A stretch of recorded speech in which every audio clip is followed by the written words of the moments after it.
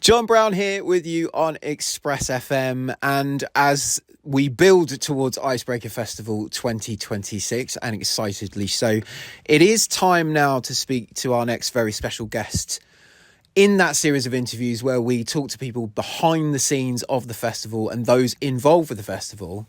And I'm very, very excited now to be speaking with Paul Caruana from Casemates Studios. Hi. Paul, how are you? Yeah, very good, thanks. How are you? Doing really well, thank you. Shockingly, you've been here since when? 2013. I've personally been here. The studio's been here since about 94. Since 94. Yeah. Shockingly, this is the first time I've been here, and I feel quite ashamed, having been in Portsmouth my entire life. But here we are. What an incredible space you have here. What incredible facilities you have here. But what I want to start off with is how this all began. So the rehearsal rooms were originally built by a gentleman called Derek. He converted them when they were kind of old abandoned buildings and made them into rehearsal rooms in the early 90s. He started with one, then he went with two, and he slowly built up throughout the years. And then I first found out about the place when I was 16, 17, needed a place to do a band practice. And I used to come here a lot with bands I was in when I was younger. Ended up having quite a good relationship with Derek, so I ended up working for him an evening a week for a couple of years. And then when he retired, I decided to buy the business off of him and leave my other proper job and started doing this ever since. So how did kind of that transition take place? Are you still in bands now, or is this your primary focus? This is my primary focus now. I have done different sorts of bands over the years. When I was younger, I did lots of original bands and wrote my own music. And then as I got a little bit older, I moved into doing more cover bands and tribute bands, did lots of function work, lots of weddings and parties, and went all over the country, and that was good fun. But now, as I've got older and I've got children, I've decided to spend my weekends at home, and I don't play live as much as I used to. Who are your musical influences? I gotta know, growing up. I had a lot of Elvis on in the house growing up from my dad, so that's always been a big influence. It was Elvis and the Beatles in the house, I think, growing up. And then as I got older and became a teenager, it was Red Hot Chili Peppers, Foo Fighters, kind of bands like that from the kind of late 90s, early noughties. I kind of feel like we've got Pompey's Abbey Road going on right here, right now. And this is the thing. It's like, although, as I say, shockingly, I haven't been here before today, and I'm very pleased that I'm here today. Don't get me wrong, but I've always heard about Casemates. It's always been in the conversation when you talk about local music, when you talk about the Portsmouth scene. Casemates is a studio name that always comes up. What does it take to build that kind of legacy? Maybe not planning it. We've always just had the attitude of just trying to do what we think is, because I've always played in bands, I suppose. So it's, what would I like if I was in a rehearsal room? What would I like if I was in a recording studio? What would the atmosphere be like? So it's just trying to do what I think is right for myself as a customer, kind of seeing it through a customer's point of view. So it's not really, haven't really had the thought of we want to build a legacy and we want to build this brand. It was just we just got on and did stuff, and we've happened to do it the right way and people enjoy it. And whenever things haven't gone the right way, listen to feedback and change it and make it right, and just keep going every day and learn something new and kind of develop as you go. So this is musicians that were kind of like, hey, we need a space where other musicians can hang out and do their thing. Yeah, well, being in Portsmouth as well, everyone's got a next door neighbour, so you can't make as much noise. So especially for the sort of music we hear, it's mainly kind of rock, pop music with loud drums. Although there's a lot of stuff you can do in your house now, a lot of people can't play an acoustic drum kit in their house loud, so you can't have that proper band practice experience at home. So that's worked. That's what we've tried to focus on here, making our rooms suitable for acoustic drum kits. Then over the years, we've changed our equipment and we've got better drums in, so people can start using our equipment instead of having to bring their own. Mm-hmm. Mainly because of, like I said, a lot of people in Portsmouth, you get home late from a band practice, you don't want to have to unload all your drum kits back into your house and then find a parking space. So we're trying to make it as easy for people as possible to be able to get here, use our equipment, have a good time, and then head back home and make it just as easy as possible. Because you're kind of out of the way here. So you're like over Hillsey Lines way for those listening. We were just talking about Fox's Forest and stuff like that. You're kind of over this way. So you're kind of away from the public in that way. Lovely parking spaces outside as well. It's like it's uniquely situated, I guess, in terms of noise and things. It is, but it's weird. We're very central, but we're isolated. People don't know about this little area because we've got like the little bit of forest to the north of us, the industrial estate to the south of us. But actually, to get here, it is really easy, especially if you're coming from out of town. So we're like a perfect location for anyone to come up from Southsea, but also people come from Havant, Waterlooville, Fareham, further away, Chichester, Southampton. Everyone kind of comes into the middle. So especially if you're in a band where everyone's kind of dotted around the place, you can all kind of meet in the centre rather than having to everyone make their way down to Southsea that lives out of town, or everyone in Southsea going up somewhere out of the city. So it works really well. You can get here easy. There's a train station. There's a 5-10 minute walk, bus station. And we're just enough away from houses that we haven't ever got to worry about noise. How would you, and I get that we're doing this right now as this conversation unfolds, but for someone hearing about Casemates right now for the very first time, how would you, in your own words, best describe what you do here? We try to make it an accessible, easy place for someone to come and make music, whether that would be by themselves or with a band. I like to say more with a band because, to me, being a musician is a collaborative process, and I would encourage anyone who makes music by themselves to try and meet up with other musicians and do it together. So I think that's so much more enjoyable than doing it yourself. And it's really good for so many reasons in your life, whether that be your mental health, getting out, meeting people. It becomes a bit of a community. We run a open mic night on a Monday night, and we've been doing that for 2 years now, and we get a lot of regulars come, and they've really created their own community from coming by themselves for the first time, being nervous, getting up and playing. But after coming back week after week, they're now best friends with some of the other people that have been doing exactly the same thing. And they meet up outside of here, they go have jams together, they go see gigs together, they go for drinks together. So it's really, I think, it is a community thing being a musician, and it's a collaborative process, not just the music side of it, but the community side of it as well, because as a musician, you'll have shared interests. So not only will you meet up, like I say, and play music together, but then in your spare time, you probably go off to a gig together and watch another band together and meet more people there of the same. So it's definitely a community come together process. And it's not just studios, as you're just highlighting. You know, you've also got a cafe here, there's a community hub here. Yes, so the cafe's been here for 5 years now, and we've tried to make that a really good space for bands to use. We do live music every Sunday, so we get to showcase a lot of the local talent, and that's free. Anyone can pop in and watch that.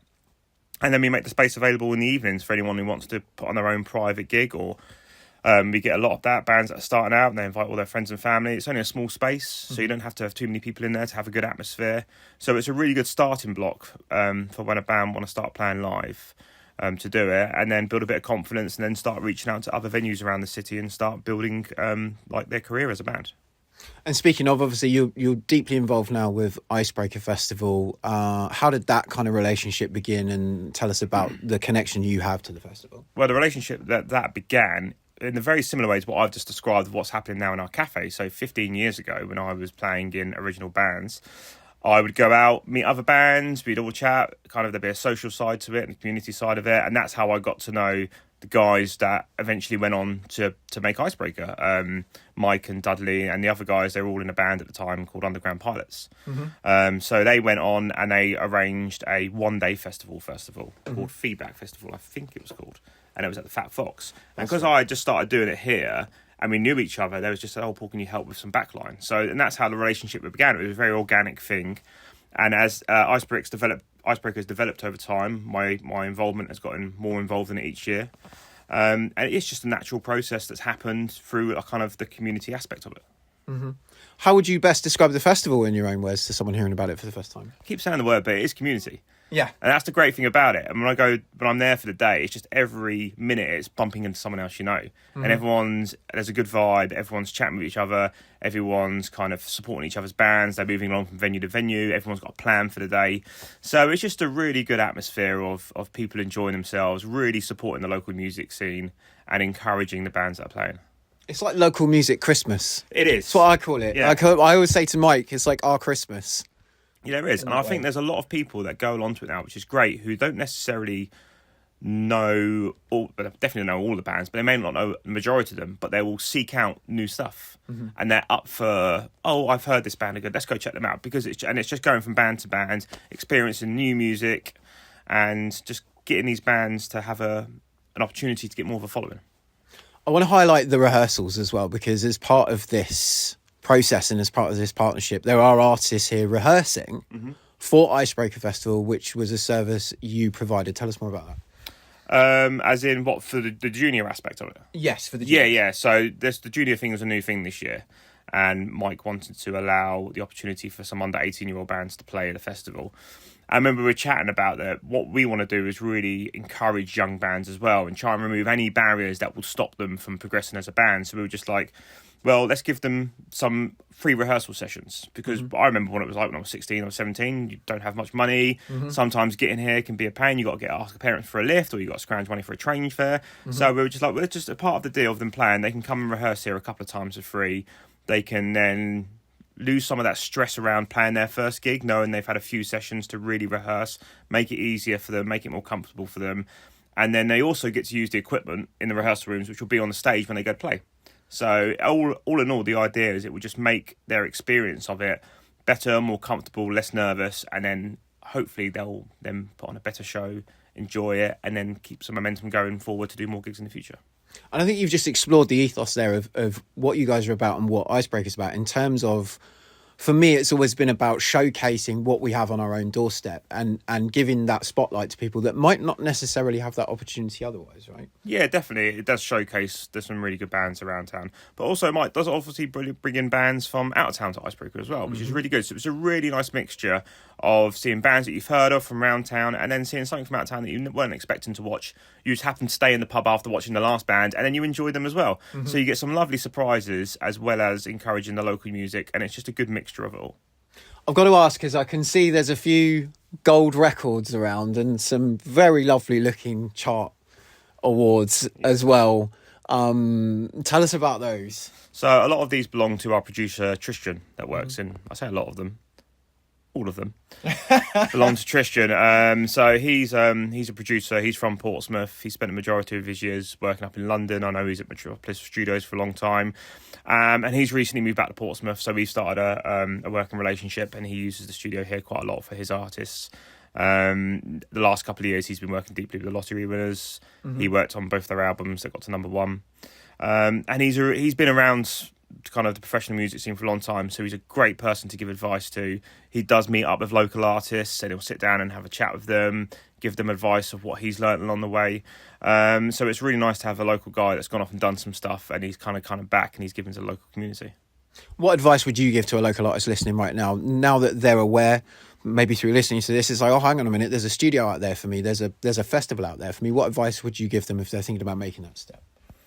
I would say think of it more as not what can you do for yourself, but what can you do for the music scene in general. Because you need to support each other. And if you want to put on your own gig, that's great, put on your own gig, then ask other bands to join you on the gig. It needs to be a community thing. Everyone needs to support each other. It needs to be a collaborative thing.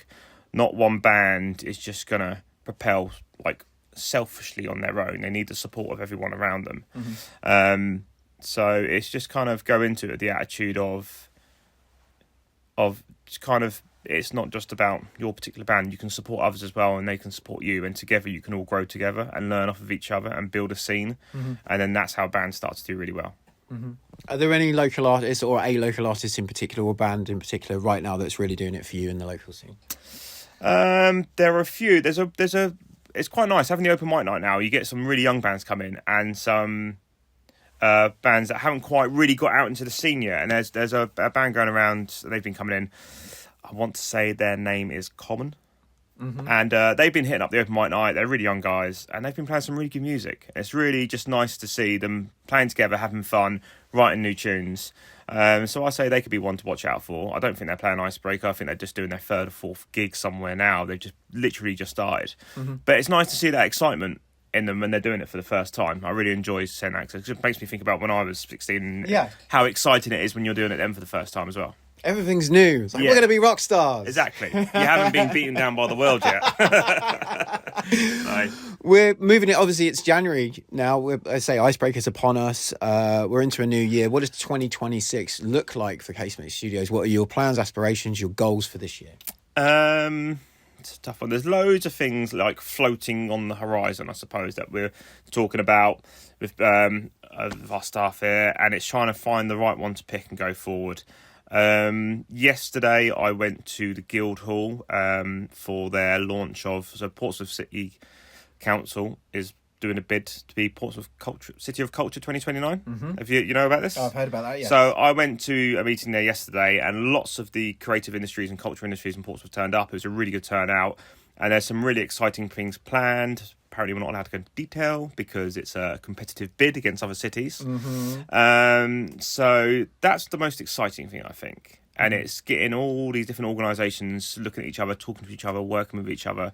And I think it could open up some doors to really help everyone in the city kind of progress and give the opportunity for people that don't always get it to get involved in some stuff as well. There are young kids who would love to get involved in playing music, and schools are getting music taken away from them.